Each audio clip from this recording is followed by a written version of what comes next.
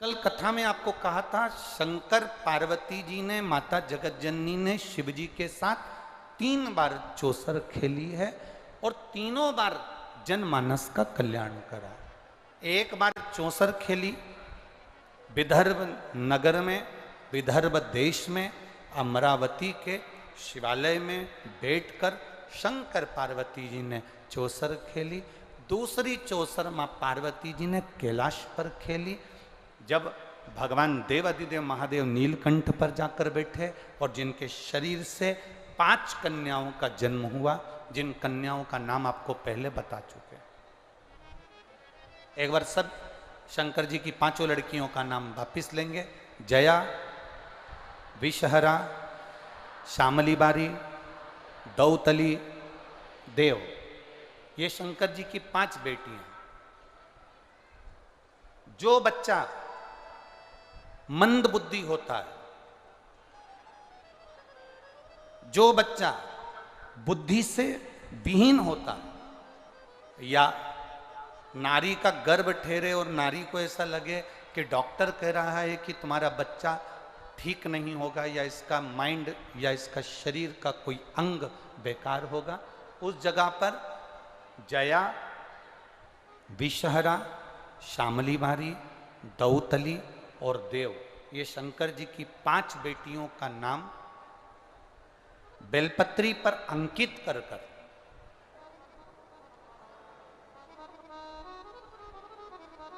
ये बेलपत्री 5 बेटियों का नाम इस बीच वाली पत्ती पर अंकित कर कर मध्य से, आपको पहले बेलपत्री का महत्व तो सबको मालूम है ना, हम पहले बता चुके हैं कि बेलपत्री की 2 डंडियों के बाद में जो डंडी रहती है उसका महत्व पहले बताया गया है।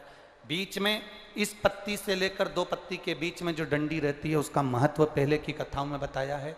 ये 2 पत्तियों का महत्व आपको पहले बता चुके हैं कि जब हमें कोई कामना करना होती है तो हमें बेलपत्री कहाँ से पकड़ना होती है? मध्य भाग से। दोनों पत्तियों और बीच की पत्ती का जो डंडी होती है मध्य भाग, वहां से बेलपत्री को पकड़ा जाता है। जया, विषहरा, श्यामली बारी, दौतली और देव, शंकर जी की ये 5 लड़कियां। आपको लग रहा है कि डॉक्टर बोल रहा है कि ये बच्चा कुछ ना कुछ प्रॉब्लम इसके जीवन में रहेगी, उस समय पर गर्भस्थ बच्चे को रहने पर भी नारी शिवालय में अशोक सुंदरी की जगह पर जाकर 5 बहनों का नाम लेकर अगर बेलपत्री अंकित कर देती है, बेलपत्री समर्पित कर देती है, उस नारी का गर्भ से जो बच्चा जन्म लेगा वो माइंड से कभी खराब नहीं हो सकता, उसका विवेक प्रबल ही रहेगा, वो मानसिक विकलांग नहीं हो सकता, उसकी बुद्धिता का प्रबलता है।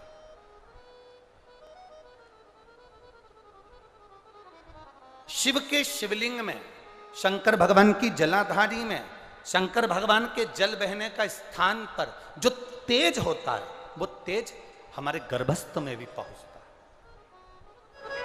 है। जया, विषहरा, श्यामली बारी, दौतली, देव, शिव की 5 बेटियों का स्मरण। अशोक सुंदरी, अशोक सुंदरी का स्थान आपको मालूम है ना सबको, अशोक सुंदरी के स्थान पर चला,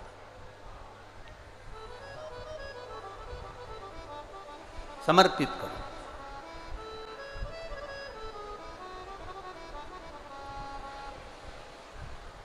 हम मंदिर जाते हैं, हम देवालय जाते हैं, हम मंदिर में, देवालय में, शिवालय में पहले से जा रहे हैं, पर धीरे धीरे शिव पुराण की कथा आप लोगों ने जब से सुनना चालू करी तब से आपको मालूम पड़ा कि तुमरुका कौन है, अशोक सुंदरी कौन है, उसका स्थान कौन सा है, जया, विषहरा, श्यामली बारी, दौतली का स्थान कौन सा है, कहाँ जल चढ़ाना, कैसे जल चढ़ाना, कैसे प्रसन्न करना। पुजारी जी, आप तो शंकर जी के पूजा करने वाले हो, शंकर जी के भक्त हो, शंकर की आराधना करने वाले हो, शंकर के मंदिर की चाकरी करने वाले हो, शंकर के मंदिर में सेवा करने वाले हो, उसके बाद भी तुम्हारे शरीर में ये रोग आ गया, उसके बाद भी तुम्हारे शरीर में ये कष्ट आ गया। पुजारी जी ने कहा ये तो मेरे कर्म की गति है, इसलिए मुझे ये रोग मिला है।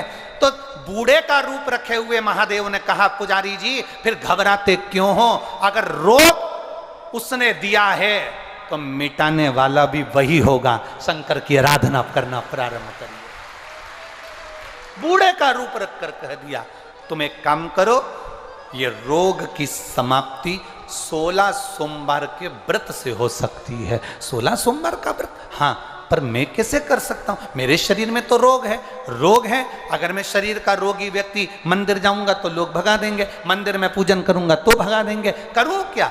तुम पार्थिव शिवलिंग का निर्माण प्रदोष काल में, प्रदोष समय में उसको करिए, और करने के बाद में प्रदोष काल में शाम के समय सोमवार के दिन दोपहर के तीसरे पहर में जब आप पूजन करो, प्रसाद बनाकर 3 हिस्से कर 2 हिस्से का स्मरण कर 1 हिस्से का स्मरण एक मंदिर का, 1 हिस्सा भक्तों का, 1 हिस्सा तुम्हारा, ऐसा भाव वर्णन करते हुए अभिषेक पूजन करने के बाद उस शिवलिंग का विसर्जन करें। ऐसे 16 दिन, 16 सोमवार तुम्हारे जब पूर्ण हो, तब 17वां जब सोमवार आए, उस 17वें सोमवार पर 16 जोड़े ब्राह्मण आदि जो बुलाएं, जरूरी नहीं कि ब्राह्मण के बुलाएं, आप जिसको बुलाना चाहें, आपकी मर्जी जिससे हो उसको बुलाकर उन 16 जोड़ों को स्मरण कराकर पूजन अभिषेक कर भाव से, भक्ति से बाबा का प्रसाद उनको पवाएं। और सुनो, अगर मान लो तुम्हारे पास में इतना पूंजी भी नहीं कि तुम 17वें सोमवार को इतना उद्यापन में लगा सको, तो तुम्हारी भाव के अनुसार 17 सोमवार जो 17वां हो उसमें कोई प्रसाद का निर्माण कर 17 जगह पर जोड़ों को वितरित भी करवाएंगे, तो भी वही फल आपके प्राप्त हो जाएगा। ये आनंद का होगी। करो।